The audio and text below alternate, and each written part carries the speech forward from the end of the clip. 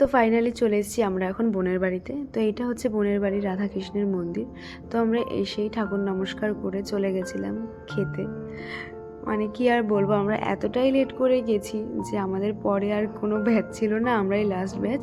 তো আমরা খাচ্ছিলাম, আমি, আমার মা, আমার দিদির শাশুড়ি, দিদির মেয়ে, বোন আর বোনের বর আর বাবাই, আমরা এই কজন খেতে বসেছিলাম। আর দিদি আর দাদাভাই তখনও পৌঁছায়নি, ওরা আরোই লেট। আর মা আমাকে খাওয়ার জন্য জোর করছিল, তো আমি খেলাম। খেয়ে বলছিলাম যে হ্যাঁ ভালো ভালো, এবার তুমি খাও। তো অনেক দিন পরে সবাই এক জায়গায় হয়েছি, তো এক জায়গায় একটুখানি গল্প হাসি ঠাট্টা করতে করতে মজা করতে করতে সবাই একসাথে খাচ্ছিলাম।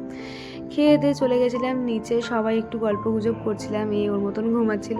আর আমার দিদির মেয়ে আমাকে প্রচুর ভালোবাসছিল, দুজন দুজনকে ভালোবাসছিলাম, দুজন দুজনের সাথে গল্প করতে করতে চলে এসেছিলাম কিছুক্ষণ পরে বাড়িতে। তো আজকের ভিডিও এইটুকু, দেখা হচ্ছে পরের ভিডিওতে। চলো টাটা।